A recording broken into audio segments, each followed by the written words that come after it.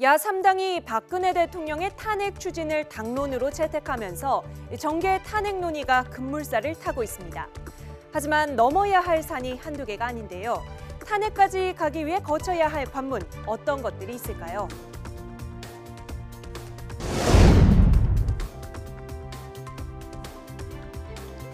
먼저 대통령의 탄핵안이 통과되려면 국회의원 재적 인원 3분의 2 이상, 의결 정족수 200명이 필요합니다. 현재 야3당과 야권 성향 무소속 의원을 다 합친 수가 171명인데요. 그런데 탄핵안 표결이 무기명 비밀투표로 이뤄지는 만큼 야당 내에서 반란표가 나올 가능성을 배제할 수 없습니다. 단일 대우를 형성해서 갈 수 있느냐는 부분도 있거든요. 지금 이탈표가 나올 수 있는 건가요? 이보다 더 큰 관심은 새누리당의 탄핵 찬성파입니다. 현재 새누리당 의원들 129명 가운데 비박계 의원들은 50명 정도에 이릅니다. 이들 가운데 얼마나 탄핵 찬성의 표를 던지느냐가 가결의 변수가 될 것으로 보이는데요. 새누리당 비박계로 구성된 비상시국회의는 현재 탄핵에 찬성하는 의원이 32명이라고 밝혔습니다. 저희 비박계 의원뿐만이 아니라 적어도 지금 국민의 목소리를 국회의원들이 다 듣고 있지 않겠습니까? 오히려 강성 친박을 제외한 나머지 의원들이 탄핵안에 동의할 경우가 오히려 경우의 수가 더 크다고 생각합니다. 강성 친박에서.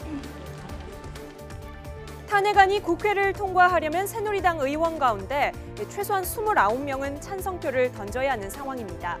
그런데 야권에서 뜻밖의 이탈표가 나올 경우의 수를 생각하면 적어도 새누리당에서 35표 정도는 나와야 한다는 분석입니다.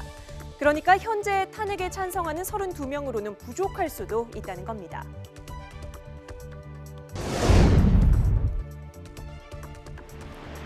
국회에서 의결 정족수의 관문을 넘게 되면 이후 대통령은 모든 권한을 행사할 수 없게 되고 헌법재판소가 심판에 돌입합니다. 하지만 여기서도 난관이 예상됩니다. 헌재가 180일 안에 결론을 내게 돼 있는데 재판관 9명 가운데 6명이 찬성에 손을 들어야 탄핵 결정이 날 수 있습니다. 그런데 내년에 박한철 헌재소장과 이정미 재판관이 임기를 마치고 교체된다는 점이 중요 변수로 작용할 수 있다는 주장이 제기됩니다. 내년 1월에 퇴임하는 박한철 헌재소장의 후임 인선 문제로 시간이 지체될 가능성이 있고 최악의 경우 재판관 7명만으로 탄핵 심판을 진행하는 상황도 배제할 수 없습니다. 7명입니다. 그러니까 7명 중에 한 사람도 부족하면은요 심리를 못합니다. 헌법재판소보다. 그래서 만약에 탄핵에 반대하는 어느 재판관이 사퇴를 해버린다고 하면은요 이 헌법재판소에서 심리를 더 이상 못합니다. 재판관 구성이 주로 보수적인 성향이라는 점도 변수로 보이는데요. 지난 2014년 통합진보당 해산 결정을 내릴 때에도 김희수 재판관을 제외한 6명의 재판관이 해산 의견을 내놨습니다.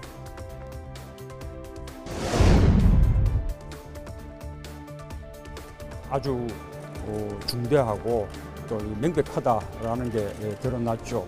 그것은 다른 말로 표현하자면 탄핵 사유가 확실하다. 박 대통령을 피의자로 입건한 것이 탄핵 사유를 충족하는가 하는 문제도 이 탄핵 절차의 관문이 될 수 있습니다. 야당은 탄핵 사유로 충분하다고 보고 있는데요. 하지만 박 대통령이 정책적 결정, 선의로 한 일이라며 버틸 경우 탄핵 요건 충족 문제로 공방이 벌어질 수 있다는 주장이 제기됩니다. 탄핵 소추안 통과는 물론 헌법재판소의 탄핵 심판 과정에서 또 결정에 이르기까지 이렇게 변수가 많이 남아 있습니다. 여기에 적지 않은 시간이 걸린다는 점도 정치권의 고민인데요. 본격적인 논의에 들어선 탄핵 정국이 실제로 성사가 될까요? 된다면 그 시기가 언제쯤일까요?